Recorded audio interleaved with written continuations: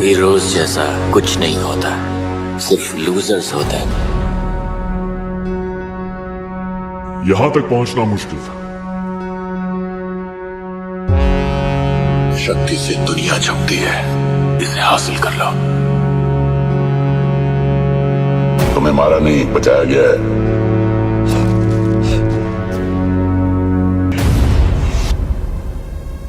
किस परेशानी में फंसा है काल?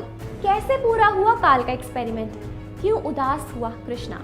तो दोस्तों, जैसा कि हमने आपको अपनी लास्ट वीडियो में बताया था कि कैसे कृष्णा ने प्रिया को अपने पहले सपने के बारे में बताया, जिसमें उसने काल के एक्सपेरिमेंट को देखा, जहां काल ने उसके पिता रोहित मेहरा और अपने डीएनए को एक साथ फ्यूज किया, जिसके बाद उसने उनमें कई सारे जानवरों के डीएनए को भी फ्यूज करना स्टार्ट कर दिया।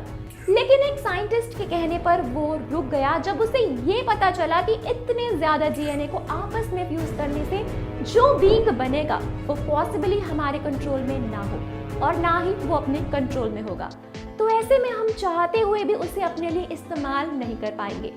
अब यहाँ कृष्णा का सपना टूट जाता है और उसकी ये बात अधूरी रह जाती है कि इसके बाद कैसे काल ने अपना एक्सपेरिमेंट पूरा किया। लेकिन प्रिया के पूछने पर कृष्णा कहता है कि शुरुआत में मैंने भी यही सोचा था प्रिया कि शायद काल कभी सक्सेस हुआ ही नहीं, लेकिन कुछ दिन बाद मुझे फिर एक सपना आया जहां मुझे दिखा कि काल अपने साइंटिस्ट के साथ एक दूसरी लैब में काम कर रहा है, जहां पापा भी मौजूद है और वो उनकी मदद से एक ऐसी टेक्नोलॉजी बिल्डअप कर रहा है जिसे वो पैदा होने वाले बच्चे में डाल सके, जिससे वो हमेशा उनके कंट्रोल में रहे। और ऐसा ही हुआ। काल ने सिर्फ 2 दिनों में एक ऐसी टेक्नोलॉजी तैयार कर ली। उसने एक ऐसे डिवाइस बनाई जिसमें काल की सारी मेमोरीज के साथ साथ उसके कॉन्शियस और सबकॉन्शियस माइंड का सारा डाटा उसने स्टोर कर लिया। यहाँ तक कि उसने इस डिवाइस को ऑल टेक बनाया जिससे वो नेचुरल ब्रेन से कनेक्ट करे और किसी को भी ऑर्डर दे सके। काल ने इस डिवाइस को बॉडी से कनेक्ट किया और दोबारा अपने एक्सपेरिमेंट तक स्टार्ट कर दिया। वो एक के बाद एक डीएनए को फ्यूज करता गया और कमाल की बात ये थी कि उसकी इस ऑल टेक की वजह से जो एबिलिटीज उस बीइंग में जनरेट होने वाली थी वो और भी ज्यादा अपग्रेड हो जाती है।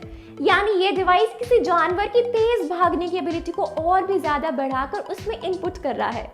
काल ने 13 घंटे तक इस एक्सपेरिमेंट पर लगातार काम किया और ना जाने कितने स्पीशीज का डीएनए इसमें फ्यूज किया। लेकिन ये बॉडी इतनी ज्यादा ओवरफ्यूज्ड हो चुकी थी कि इसके फाइनल प्रोडक्ट जनरेशन में काफी लंबा समय लगने वाला था, यानी एक नॉर्मल बच्चे के बर्थ से भी काफी ज्यादा समय। लेकिन फिर भी काल ने हार नहीं मानी और इस बॉडी को हाईली सिक्योर्ड चैम्बर में ट्रांसफर कर दिया, जहां कुछ लिमिटेड साइंटिस्ट हमेशा इसके संग मौजूद रहते हैं और इसे देखते रहते हैं। पापा ने ये पूरा एक्सपेरिमेंट अपनी आंखों से देखा और वो जानते थे कि आने वाले टाइम में मुझे किस चीज से टकराना पड़ेगा और इसलिए उन्होंने मुझे जिंदा करने के लिए अपनी कुर्बानी दे दी। ये कहते ही कृष्णा रोने लगता है।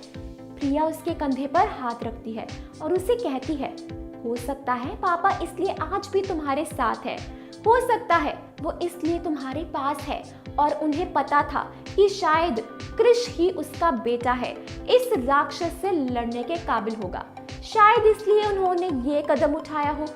अब फिलहाल यहाँ कृष्णा का दूसरा सपना खत्म हो जाता है, लेकिन अभी भी प्रिया के ऐसे कई राज जानना बाकी है जो सिर्फ कृष्णा को पता है और बहुत जल्द ही हम इन सभी राज से पर्दा उठाएंगे। बस थोड़ा सा वेट कीजिए। चल दोस्तों, क्या कहना है आपका इस कहानी के बारे में हमें कमेंट्स में जरूर बताएं।